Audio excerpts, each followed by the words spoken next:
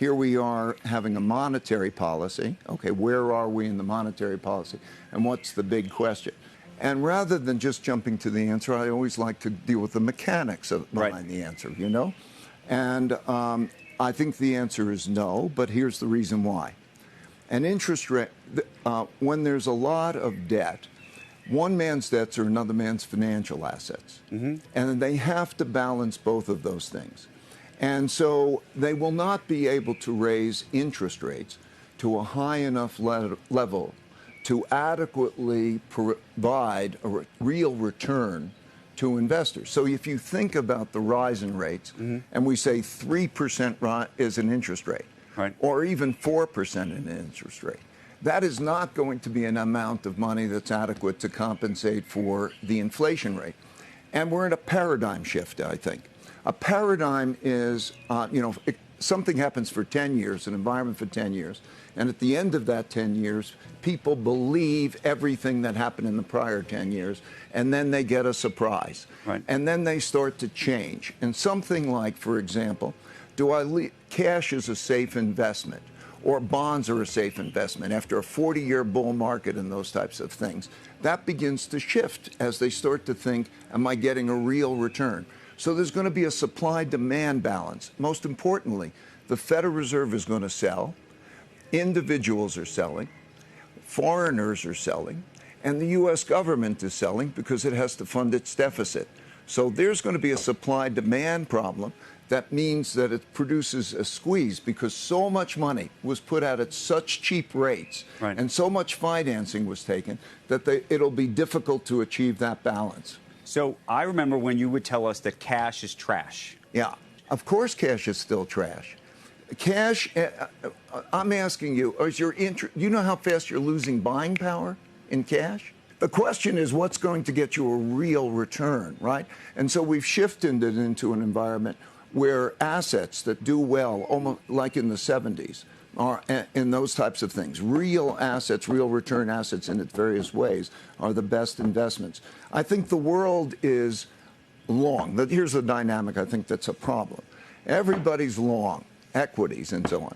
And everybody wants everything to go up. And the Federal Reserve wants everything to go up. So what they do is they give you money and credit, lots of money and credit, that helps hyping it. And when the more they hype it, the more it becomes somebody else's financial asset they're holding. And so the world is holding all these financial assets and so on. You can't have that.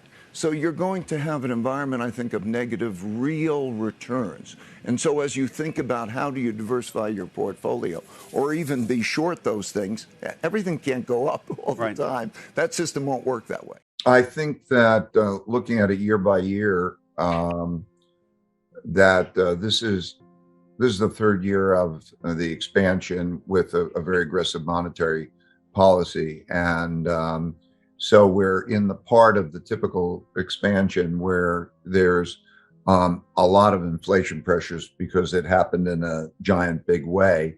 And everybody's long, the world it's the end of a paradigm because everybody believes that they want everything to go up.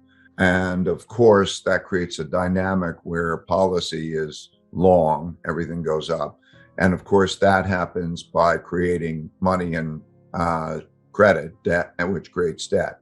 And that dynamic means that you must have a decline in real wealth measured by that, because that's the financial wealth has become enormous relative to the real wealth. Everybody who's holding bonds or assets, particularly the debt assets, believes, or financial assets in general, which are just journal entries, they're claims, but they believe that they can take that buying power and sell it and buy goods and services, and they can't.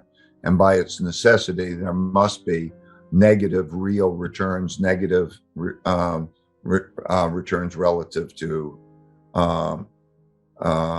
buying power. So if we take it chronologically, I think there's the short-term cycle, which is usually the business cycle, takes 7 years on average, and give or take, depending on where you start the cycle, give or take a few years. I think we're moving along here quicker. So we're now going to be in a very tight environment, and that changes everything.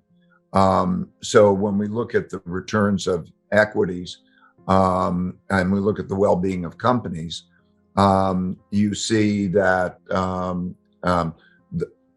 the cost of interest relative to the expected returns of equities creates a squeeze on equities, changes the economics.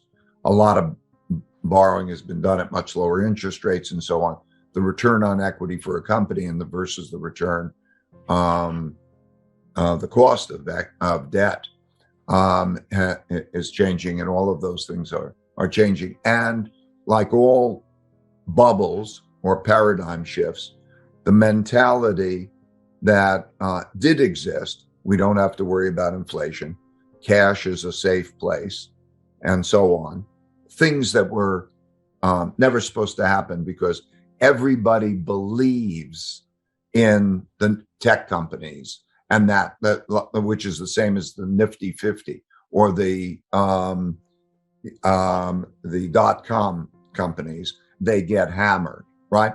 So, like you say, 75% decline in Cathie Wood's funds, and so on and so forth. That causes the adaptation. So we're in the beginning of that adaptation. That is most similar, I think, to the 1970s period. It becomes financial. So I think as we'll come to the 2022 elections, and that'll have economics and markets has a big impact. So we'll be in the 2022 elections. I think that you'll see greater political extremism coming out of that. Moderates are leaving, and even those who are running are populists. Populists are people who will fight to win and will not accept losing and will fight for their constituency. So you'll see more populism of the left and more populism of the right. So if I look at 2023, I look at 2024, and I'm worried about the neither side accepting losing. And I think that there's a big risk that that the system is in jeopardy, because history has shown when the causes that people are behind are of greater importance to them than the system is in jeopardy. Those types of things change the world landscape. I'm emphasizing the United States, and certainly Europe is in that type of a position. So I think that when I look at it, it'll be very important to not only diversify well, but to be able to be long and short different assets.